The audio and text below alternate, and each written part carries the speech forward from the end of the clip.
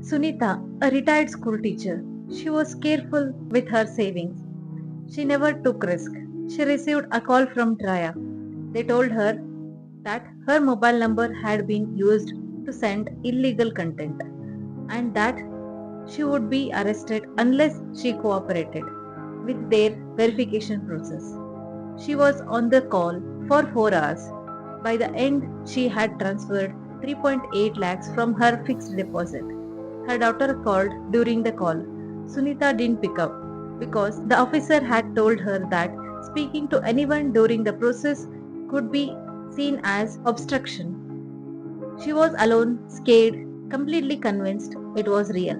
In this video, I am going to walk through exactly 5 things that put your parents at risk on WhatsApp and phone, and what to say to them so they actually listen and change behavior.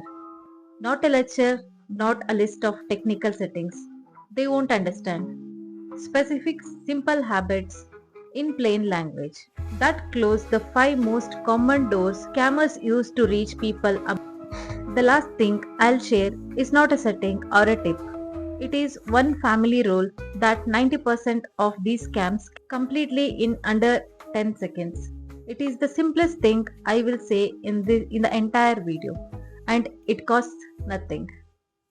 I am Amrita Gadadkar, a cybersecurity professional, and the question I get asked most by people my age, people with tech jobs, people who consider themselves careful, is my parents are smart people. Why do they fall for this? The answer is not about intelligence. It is about design. Scammers specifically target people above 50 because they tend to have more savings, they grew up trusting authority figures, and they are less likely to quickly verify a call by Googling. This is not a weakness. It is the result of growing up in a world where a person in a uniform or someone claiming to be from the government was almost always exactly who they said they were. That world has changed. The phone has not changed. Phone has not caught up. Let me walk you through the 5 things to address and how to explain each one in a conversation, not a lecture. Risk 1: answering unknown calls that claim to be from government agencies. Sunita's call claimed to be from Traya. Other variants claim to be CBI, ED, income tax, narcotics, control bureau, customs, or local policies. What to tell to your parents? No government agencies in India call you and tell you that you are about to be arrested and then ask you to stay on the phone to resolve it. If that ever happens, the instruction is simple. Say, I will call you back on your official number. Then hang up. The official numbers of Traya is published on traya.gov.in. The official number of CBI is on cbi.gov.in. No real officers will have a problem with this. A scammer will immediately become aggressive or desperate. Risk 2: sharing OTPs just to verify. Your parents' generation often experiences an OTP arriving when they didn't initiate anything. If someone calls immediately after saying, "We just sent you a code for verification," the association feels naturally. What to tell them? OTP is a key to your money, and you would not give a stranger the key to your house to verify that you own it, right? No bank, no telecom company, no government departments will ask you for an OTP that arrives on your phone ever. If you have not had this conversation with your parents, I want you to have this right now. Not after watching this video, right now. Because the call Sunita receives happening to someone else's parents right now today while you are watching this. Risk 3: clicking links in the WhatsApp messages. Your KYC is expiring, your account will be blocked, claim your price, update your Aadhaar. These messages arrive from unknown numbers and sometimes from known contacts whose phones have been compromised. What to tell them? Any action that truly needs to happen with your bank or government account will be available by going directly to the official website or visiting the branch. No legitimate update has ever required clicking WhatsApp link. If a link arrives even from a known contact, call that person directly before clicking. Risk 4. The digital arrest scam and why it works so well on older Indians. This is what happened to Sunita. The caller creates a situation on authority, accusation, and time pressure all at once. You are told you have done something wrong, even if you have not. You are told the matter can be resolved quietly if you cooperate now. You are told not to speak to anyone. That last instruction, do not speak to anyone, is the mechanism that makes the scam work.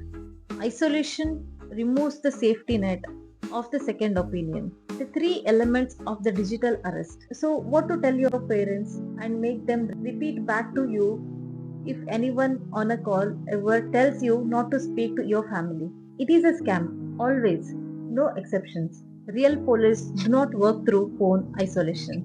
The instruction to hang up, say I need to speak to my family and disconnect. That one sentence ends the scam. Risk 5. Not having a family verification word. This is both a risk and a solution to almost every scam above. A family emergency call claiming to be your son, your daughter, or grandchildren in trouble works because the voice sounds right and the urgency removes your ability to think. But if your family has a code word, one word agreed upon in a calm moment, then any emergency call that does not include that word can be safely ignored and verified. The word should be random, not your pet's name, not your street, something like Parijata or Blue Kite, something that would never come up naturally in a scam call. So, what to do this weekend? 3 actions for you to do, not your parents. First action, have the phone call conversation this week, not a lecture. Sit with them and say, I watched something this week that worried me. Let me show you 2 things. Show them this video or summarize risk 4, digital arrest, and risk 2, OTP. These two covers the highest loss scenarios. Action 2, set the family code word tonight. In your family WhatsApp group tonight, suggest a code word. Explain what it is for. Make sure every member, parents, siblings, grandparents knows it and has saved it somewhere. Action 3, save the cybercrime helpline in their phone as a contact. Open their phone, go to contacts, add a new contact named cybercrime help with the number 1930.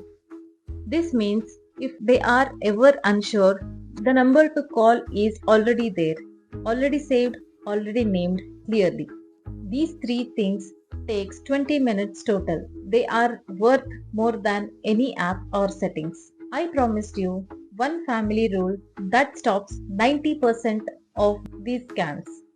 Set a code word, tell your family, use it for every unexpected emergency call. That is it. One word, agreed in a moment of calm. Sunita's scam would have ended the moment she asked for a code word and the TRIA officer could not provide it. 2 words protect a lifetime of savings. Send this video to your family WhatsApp group right now.